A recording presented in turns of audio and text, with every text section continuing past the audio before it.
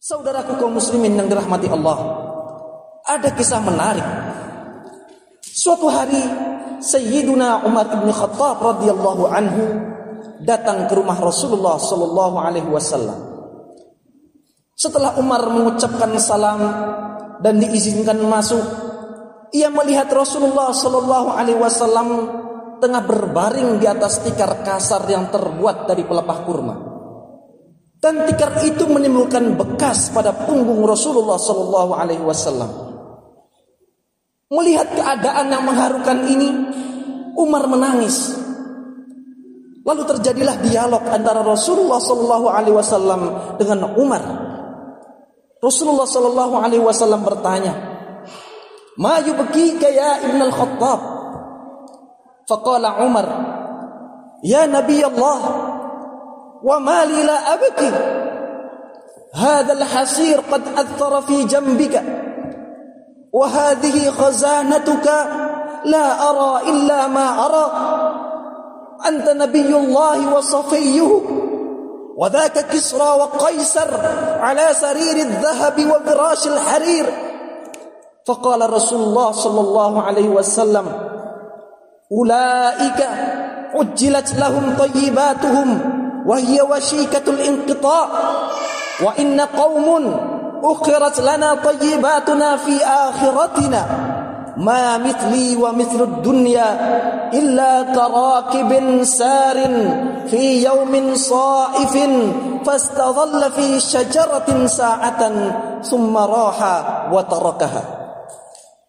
Melihat Umar menangis, Rasulullah SAW bertanya, "Mengapa engkau menangis, wahai Al-Khattab, putra Al-Khattab?"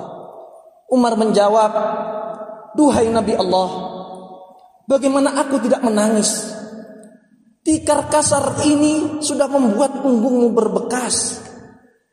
Dan aku lihat hanya ini saja perabotan rumahmu. Padahal engkau adalah Nabi Allah dan manusia pilihannya. Sementara di sana yang namanya Kisra dan Qaisar duduk bertahtakan permata, tidur berbantalkan sutra." Lalu Rasulullah sallallahu alaihi wasallam berkata, "Wahai Umar, orang-orang yang kau sebutkan barusan adalah mereka yang disegerakan kesenangannya oleh Allah, padahal itu adalah kesenangan yang akan berakhir. Sementara kita adalah kaum yang Allah tunda kesenangannya untuk kesenangan akhirat kita. Perumpamaanku dengan dunia adalah seumpama seorang musafir yang berjalan di musim panas, lalu ia berteduh di bawah sebuah pohon barang sejenak. Dia istirahat di bawahnya, lalu pergi meninggalkan pohon itu, melanjutkan perjalanannya." Allahu Akbar, Allahu Akbar, Allahu Akbar, walillahil hamd. Saudaraku kaum muslimin yang dirahmati oleh Allah Subhanahu wa taala. Yang ketiga, kesuksesan akan dicapai manakala kita mampu untuk terus bersikap optimis, pantang menyerah dalam menghadapi setiap keadaan, menghadapi kesulitan-kesulitan, menghadapi halangan dan rintangan. Hadirin rahimakumullah, kita melaksanakan ibadah puasa Ramadan, menahan lapar dari pagi hingga petang, menahan diri baik saat sendiri maupun di saat ramai, bertahan mencari Lailatul Qadar pada malam-malam yang kita tidak tahu itu kapan. Jika tidak karena rasa optimis terhadap janji dan rahmat Allah, mungkin kita akan berhenti dan berpikir ulang untuk melanjutkan puasa kita. Kesulitan-kesulitan dalam Ramadan tidak menyurutkan langkah kita untuk meraih keberkahannya. Justru semakin memecut semangat kita untuk melaksanakan segala macam bentuk ibadah, baik yang wajib maupun yang sunnah. Mengisi malam-malamnya dengan ibadah, paginya dengan amal soleh. Saudaraku kaum muslimin yang dirahmati Allah oleh Allah Subhanahu wa taala. Allah Subhanahu wa taala berfirman dalam Al-Qur'an, "Walanabluwannakum bisyai'in minal khaufi wal ju' wa naqsin minal amwali wal anfusi was samarat wa basyiris sabirin alladzina idza asabatuhum musibah qalu inna lillahi wa inna ilaihi raji'un." ulaika alaihim salawatun min rabbihim wa rahmah wa ulaika humul muhtadun. Dan sungguh kami uji kalian dengan rasa ketakutan, rasa lapar, kekurangan harta benda, jiwa dan buah-buahan. Berilah kabar gembira kepada orang-orang yang sabar, yaitu orang-orang yang saat ditimpa musibah mereka mengatakan, sesungguhnya kami milik Allah dan sesungguhnya kami akan kembali kepadanya. Mereka itulah orang-orang yang akan mendapatkan rahmat dari Tuhannya, dan mereka itulah orang-orang yang mendapatkan hidayah. Dari ayat tadi bisa kita telaah bahwa kehidupan manusia itu selalu berubah-ubah. Roda kehidupan terus berputar. Terkadang kita menjumpai kemudahan dalam segala hal, dan pada lain waktu kita temukan kesulitan-kesulitan hidup. Di suatu saat kita bisa bersedih, di saat lain kita bisa tiba-tiba menjadi gembira. Semua dinamika ini hakikatnya adalah ujian dari Allah Subhanahu wa ta'ala, agar iman kita bisa menjadi semakin tebal, kedekatan kita kepada Allah semakin bertambah, keyakinan kita padanya semakin menghujam kokoh di dalam sanubari kita. Dalam kitab Al-Kharidah Al-Bahiyah, Syekh Ahmad Dardir mendendangkan sebuah syair, wa kun ala alaihi syakura wa kun ala balaihi sabura. Atas semua nikmat-nikmatnya maka bersyukurlah engkau, dan atas cobaan yang datang darinya maka bersabarlah dirimu. Bait syair ini menjelaskan tentang tugas kita sebagai hamba agar kita pandai-pandai bersyukur atas karunia Allah Subhanahu wa ta'ala. Anugerah yang diberikan tidak membuat kita terlena. Kita diminta untuk menggunakan nikmat tersebut secara baik dan benar. Begitu pula sebaliknya, pada waktu kita diberikan cobaan oleh Allah Subhanahu wa ta'ala, tugas kita adalah bersabar. Kita harus selalu berhusnuzon kepada Allah Subhanahu wa ta'ala. Kita perlu yakin bahwa pasti Allah akan memberikan kemudahan kepada kita, bisa saja hari ini atau di kemudian nanti. Allah Subhanahu wa ta'ala berfirman, fa inna ma'al usri yusra, inna ma'al usri yusra. Di ayat ini Allah menegaskan bersamanya kesulitan dengan kemudahan.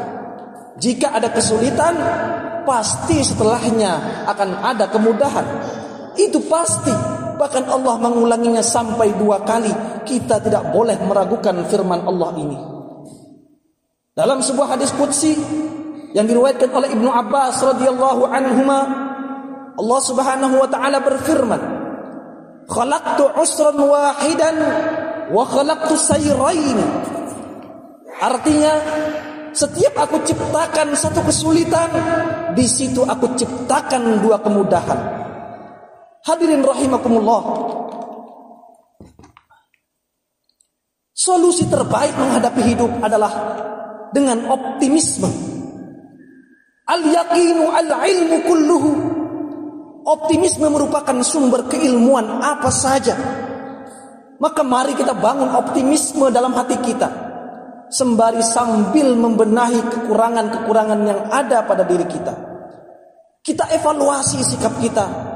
Kita evaluasi kinerja kita dengan tetap mengutamakan doa munajat kepada Allah Subhanahu wa ta'ala lewat ibadah wajib, lewat ibadah malam, supaya masalah kita diselesaikan oleh Allah dengan caranya yang indah, dan insya Allah kita akan diberikan jalan keluar dari krisis-krisis tersebut. Rasulullah sallallahu alaihi wasallam bersabda, afdalul ibadati intidharul faraj. Sebaik-baik ibadah adalah menanti kegembiraan dan jalan keluar dari suatu masalah. Yang dimaksud Rasulullah sallallahu alaihi wasallam kira-kira adalah optimisme kita menunggu datangnya jalan keluar merupakan ibadah yang agung. Sebab kalau tidak agung dan mulia, maka semua umat Islam di muka bumi ini akan berputus asa terhadap masalahnya. Tidak ada yang mau berusaha menyelesaikan problematikanya. Tidak ada dorongan untuk bergerak dan berbuat. Mereka berputus asa terhadap keadaan yang ada. Bahkan padahal putus asa merupakan suatu yang sangat dibenci oleh agama. Ingatlah pesan Nabi Yakub alaihissalam kepada anak-anaknya, sebagaimana disebutkan dalam Al-Quran, wala tai'asu min rauhillah innahu la yai'asu min rauhillahi illa al-qaumul kafirun. Dan janganlah kalian berputus asa dari rahmat Allah. Sesungguhnya yang berputus asa dari rahmat Allah hanyalah orang-orang kafir. Allahu akbar, Allahu akbar, Allahu akbar, walillahil hamd. Saudaraku kaum muslimin yang dirahmati oleh Allah Subhanahu wa taala. Akhirnya, semoga puasa Ramadan kita di tahun ini menghapus semua kesalahan dan dosa kita, serta menjadi awal untuk kemenangan dan kesuksesan kita di masa yang akan datang.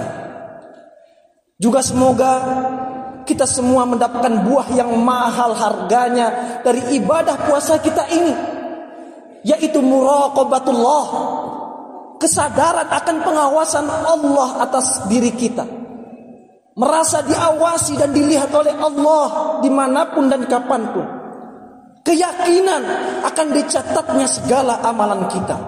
Allah Subhanahu wa taala berfirman, wa huwa ma'akum aynama kuntum wallahu bima ta'maluna basir. Dia selalu bersamamu dimanapun kamu berada, dan Allah Maha melihat apa yang kamu kerjakan. Marilah kita berdoa, hadirin sekalian, menegakkan tangan ke langit untuk memohon belas kasih Allah Subhanahu wa taala terhadap dosa-dosa dan segala problematika hidup kita. Semoga Allah Subhanahu wa taala menerima amal puasa kita dan amal-amal lainnya yang kita lakukan pada bulan Ramadan ini, sehingga kita termasuk hamba-hambanya yang kembali kepada kesucian fitrah kita, yaitu kembali kepada Allah Subhanahu wa taala dan berhasil memenangkan pertarungan melawan hawa nafsu.